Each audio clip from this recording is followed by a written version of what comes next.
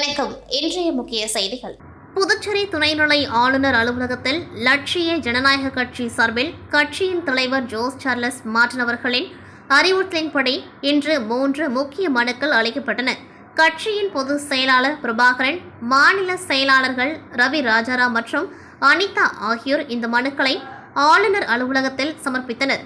முக்கிய கோரிக்கைகள்: போலி மருந்துகள் விவகாரம், அதாவது புதுச்சேரியில் போலி மருந்து விநியோகம் தொடர்பாக பொது சுகாதாரத்தை பாதுகாக்கும் நோக்கில் கடுமையான சட்ட நடவடிக்கைகளை அரசு உடனடியாக எடுக்க வேண்டும் என்று புள்ளி விவரங்களின் அடிப்படையில் மனு அளிக்கப்பட்டுள்ளது. மற்றும் அரசு வேலைவாய்ப்பு மற்றும் வயது தளர்வு, புதுச்சேரி அரசு துறைகளில் காலியாக உள்ள பணியிடங்களை நிரப்பவும், வேலைவாய்ப்பு நடவடிக்கைகளை துரிதப்படுத்தவும் விண்ணப்பதாரர்களுக்கு உரிய வயது தளர்வு வழங்க வேண்டும். இது தொடர்பான கோப்பு எண் U1334/87/2025 CPD மற்றும் PETRR கருத்து குறிப்புகள் மீது விரைந்து நடவடிக்கை எடுக்க வலியுறுத்தப்பட்டுள்ளது. மீனவர்கள் விடுதலை: இலங்கை கடற்படையினரால் கைது செய்யப்பட்டுள்ள காரைக்கால் மாவட்டத்தை சேர்ந்த 11 மீனவர்களையும் அவர்களது படகுகளையும் உடனடியாக விடுவிக்க மத்திய அரசுடன் இணைந்து ஆளுநர் உரிய நடவடிக்கை எடுக்க வேண்டும்.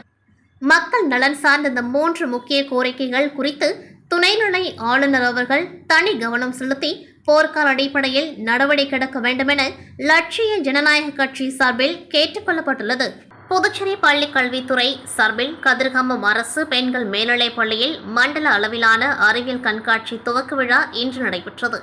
கல்வித்துறை அமைச்சர் நமச்சிவாயம் முன்னிலையில் முதலமைச்சர் ரங்கசாமி அறிவியல் கண்காட்சி துவக்கி வைத்து மாணவர்களின் படைப்புகளை பார்வையிட்டார். புதுச்சேரி மண்டல அளவிலான கண்காட்சியில் மொத்தம் 382 அறிவியல் படைப்புகள் இடம்பெற்றுள்ளன. தொடக்க நிலையில் 85, நடுநிலையில் 121, உயர்நிலையில் 96, மேல்நிலையில் 61 படைப்புகள் காட்சிக்கு வைக்கப்பட்டிருந்தது. பல்வேறு அறிவியல் படைப்புகள் மற்றும் சிறுமிகள் பாதுகாப்பு குறித்தான பேட் டச், குட் டச் விழிப்புணர்வு உள்ளிட்ட பல்வேறு படைப்புகள் மாணவர்கள் மற்றும் ஆசிரியர்களே வெகுவாக கவர்ந்தது. இந்த நிகழ்ச்சியில் கடத்தாரை தலைவர் செல்வம், சட்டமன்ற உறுப்பினர் மற்றும் அரசு துறை அதிகாரி பங்கேற்று மாணவர்களின் திறமைகளை பாராட்டினர்.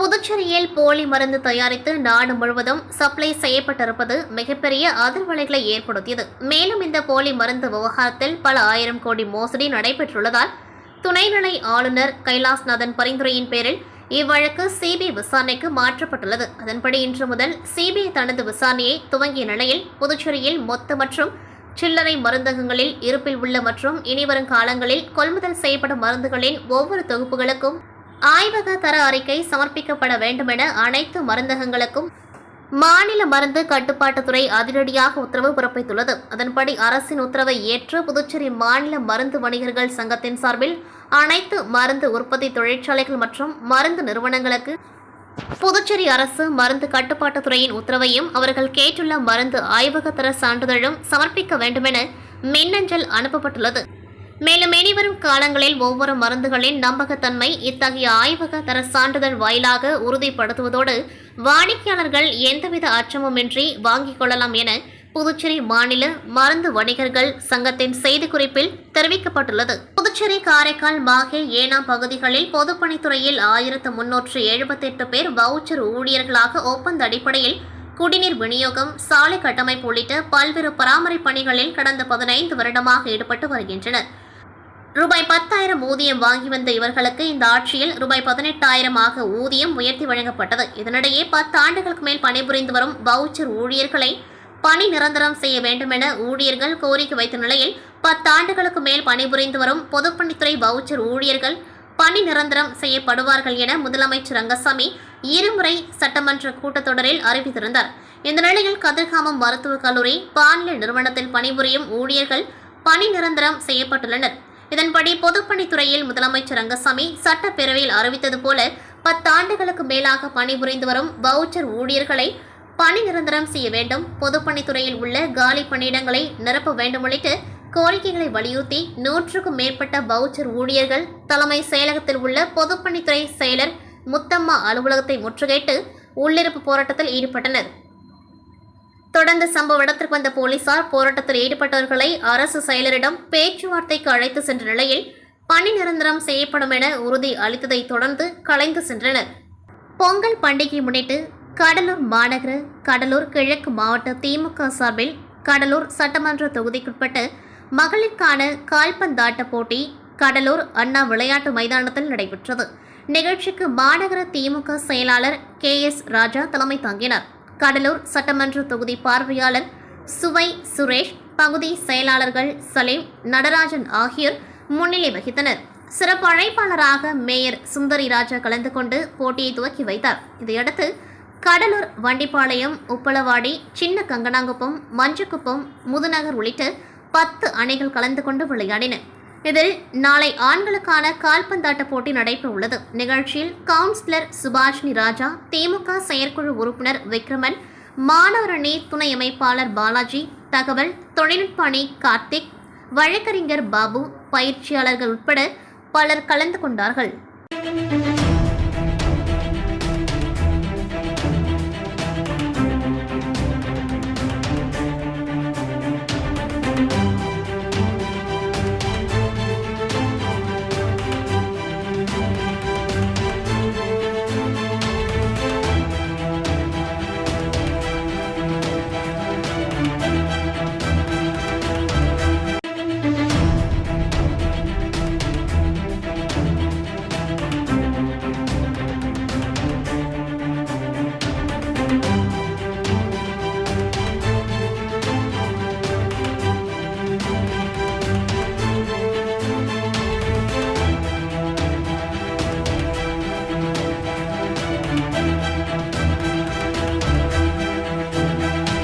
புதுச்சேரி கிராமப்புறங்களில் தூய்மை பணிகள் சரியாக நடைபெறுகிறதா என்று வீடு வீடாக சென்று ஆய்வு செய்த கொம்யூன் பஞ்சாயத்து ஆணையர் பிளாஸ்டிக்கை தவிர்த்து குப்பைகளை தரம் பிரித்து கொடுக்க வேண்டும் என கேட்டுக்கொண்டார். புதுச்சேரி மண்ணாடிப்பட்டு தொகுதிக்குட்பட்ட கிராமப்புறங்களில் தூய்மை பணிகள் சரியாக நடைபெறுகிறதா என்று கொம்யூன் பஞ்சாயத்து ஆணையர் எழில்ராஜன் தலைமையிலான அதிகாரிகள் வீடு வீடாக சென்று ஆய்வு செய்தனர். மேலும் தூய்மை பணியாளர்கள் தினந்தோறும் வீட்டிற்கு வந்து குப்பைகளை சேகரிக்கிறார்களா என்றும் சரியான நேரத்திற்கு வருகின்றார்களா என்று கேட்டறிந்த அவர் குப்பைகளை கொடுக்கும் பொழுது மக்கும் குப்பை, மக்காத குப்பைகள் என தரம் பிரித்து கொடுக்க வேண்டும் எனவும் கேட்டுக்கொண்டார்கள். தொடர்ந்து தூய்மை பணியாளர்கள் வர காலதாமதமாகினால் சாலையில் குப்பைகளை கொட்டக்கூடாது, அதனை சேமித்து வைத்து அவருடைய தொலைபேசியில் தொடர்பு கொண்டு வரவழைத்து அவர்களிடம் வழங்க வேண்டும் என்றும் அறிவுறுத்தினார். எல்லா பகுதிகளும் வந்து குப்பையில் எடுத்துட்டு இருக்காங்க. சில பகுதியில் சரியா போகலாம், நிறைய இடத்துல கம்ப்ளைண்ட் வருதுன்னு அப்படின்ற ஒரு சூழ்நிலையில அதனால நீங்க ஒவ்வொரு பகுதியா போய் சென்று ஆய்வு செய்யுங்க. அந்த பகுதியில சரியா குப்பை எடுக்கிறாங்களா, குப்பை எடுக்கலாம், என்ன காரணம் எடுக்கல, எல்லாத்தையும் நீங்க செக் பண்ணிட்டு அதனால நடவடிக்கை எடுக்கணும்னு சொல்லிட்டு எங்கள்கிட்ட உத்தரவிட்டு இருந்தாரு. அதன் அடிப்படையில இன்று வந்து நம்ம திருபோனை, தன்னியாச்சி பகுதியில வந்து நாங்க தெருக்கள்ல நடந்து சென்று எங்க அலுவலக பணியாளர்களை JEI எல்லாரோட உதவியோட நாங்க ஒவ்வொரு பகுதியா போய் ஆய்வு செய்யறோம். அப்படி ஆய்வு செய்யும் போது ஏதாவது பொதுமக்களுடைய குறைகளை கேட்கறோம்.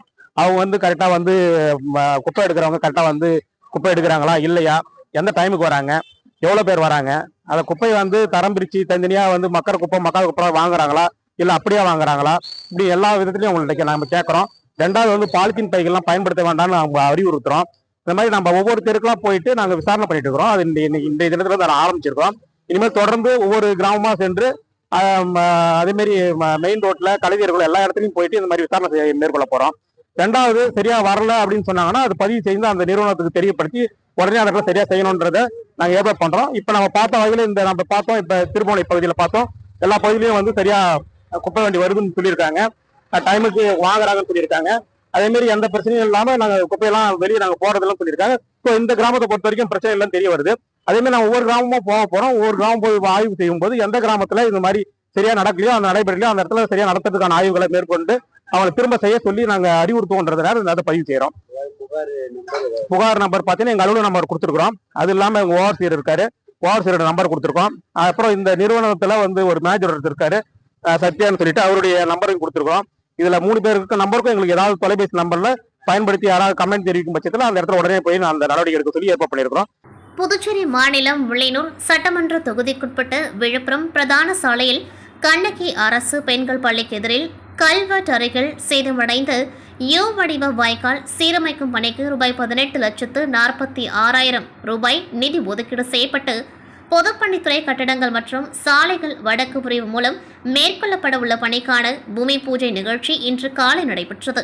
இந்த நிகழ்ச்சியில் தொகுதி சட்டமன்ற உறுப்பினரும் சட்டமன்ற எதிர்க்கட்சித் தலைவருமான சிவா அவர்கள் கலந்து கொண்டு வாய்க்கால் சீரமைக்கும் பணியை பூஜை செய்து துவக்கி வைத்தார். இதில் பொதுப்பணித்துறை கட்டடங்கள் மற்றும் சாலைகள் வடக்கு பிரிவு கோட்ட செயற்பொறியாளர் வைத்தியநாதன், உதவி பொறியாளர் ஜலீல், இளநிலை பொறியாளர் தேவா மற்றும் ஊர் முக்கியஸ்தர்கள் கிருஷ்ணபிள்ளை, லோகநாதன், குமார், ஜனார்த்தனன், ரவி, ஜானகிராமன், வெங்கடேசன், ராமகிருஷ்ணன், ஆனந்த்ராஜ், சபரிநாதன், ராஜு, ஏழுமலை, காசிநாதன், சுரேஷ்குமார், ஜெயபாலன், ராதாகிருஷ்ணன், கார்த்திக், சேகர், வேலு, ஆனந்த்ராஜ், ராமகிருஷ்ணன், வெங்கடேசன், திமுக தொகுதி செயலாளர் மணிகண்டன், பொதுக்குழு உறுப்பினர்கள் ராமசாமி, செல்வநாதன், அவைத்தலைவர் ஜலால் அனீப், வர்த்தகர் அணி அமைப்பாளர் ரமணன், ஆதி திராவிடர் நலக்குழு அமைப்பாளர் செல்வநாதன், துணை அமைப்பாளர்கள் சரவணன், கோபி, ராமதாஸ், தொகுதி துணை செயலாளர்கள் ஜெகன்மோகன், ஹரிகிருஷ்ணன், பொருளாளர் கந்தசாமி, செயற்குழு உறுப்பினர்கள் சுப்பிரமணி, அக்பர், கிளைக்கழக நிர்வாகிகள் ஜனா, ரபிக், சர்புதீன், மிலிட்ரி முருகன், வெங்கடேசன், பரதன், பாலு, கோவிந்தராஜ், அஞ்சாப்புள்ளி, முத்து, ரகு, வேலு, வெற்றிவேல், கங்காதரன், ராமஜெயம், சந்தோஷ் உள்ளிட்ட பலர் கலந்து கொண்டார்கள். புதுச்சேரி மாநில விடுதலை சிறுத்தை கட்சி முதன்மை செயலாளராக தேர்வு செய்யப்பட்ட பெரு அரிமா தமிழன் அவர்களுக்கு புதுச்சேரி மாநில திமுக அமைப்பாளரும் புதுச்சேரி சட்டமன்ற எதிர்க்கட்சி தலைவருமான சிவா அவர்கள் வாழ்த்து தெரிவித்தார். அப்பொழுது விசிகா முன்னாள் முதன்மை செயலாளர் தேவ பொழிலன், மாநில திமுக மாணவரணி அமைப்பாளர் மணிமாறன், தகவல் தொழில்நுட்ப அணி துணை ஒருங்கிணைப்பாளர் பால பாரதி உள்ளிட்டோர் உடன் இருந்தனர். புதுச்சேரி வண்ணார் சமுதாய முன்னேற்ற மத்திய கூட்டமைப்பின் 4ஆம் ஆண்டு தொடக்க விழா புதுவை தமிழ்ச்சங்கத்தில் நடைபெற்றது. விழாவில் 2026ஆம் ஆண்டு தினசரி கேலண்டர் உறுப்பினர்களுக்கு வழங்கப்பட்டன.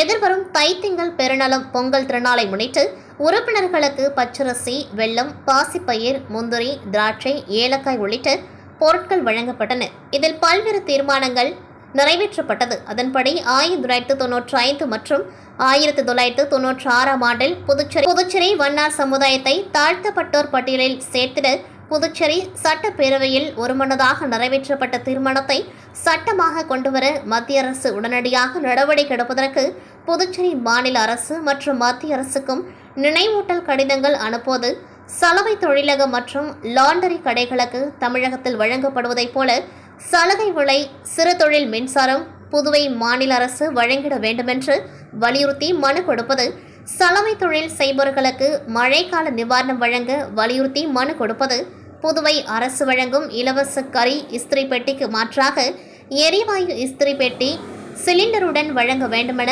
வலியுறுத்துவது, ஆந்திர மாநிலத்தில் உள்ளது போல் புதுவை அரசு வண்ணார் சமுதாய மக்களுக்கு கல்வி பொருளாதார மேம்பாட்டு நல வாரியம் அமைத்து தர வேண்டும் என புதுவை அரசிடம் வேண்டுகோள் விடுப்பது உள்ளிட்ட தீர்மானங்கள் நிறைவேற்றப்பட்டது. இந்த கூட்டத்தில் சிறப்பு விருந்தினராக தமிழ்நாடு மற்றும் புதுச்சேரி வண்ணார் ஒருங்கிணைப்பு குழு திருவண்ணாமலை ஒருங்கிணைப்பாளர் பிரகாஷ், அழகேசன், ஞானவேல் சிறப்புரை நிகழ்த்தினர். இக்கூட்டத்தில் காலப்பட்டு கிளை சங்க நிர்வாகிகள் கௌரவிக்கப்பட்டனர். மேலும் இந்த கூட்டத்தில் ஜோதி என்கிற புருஷோத்தமன், பொன்னம்மாள் ஆகியோரை புதிய செயற்குழு உறுப்பினர்களாக தேர்வு செய்யப்பட்டது.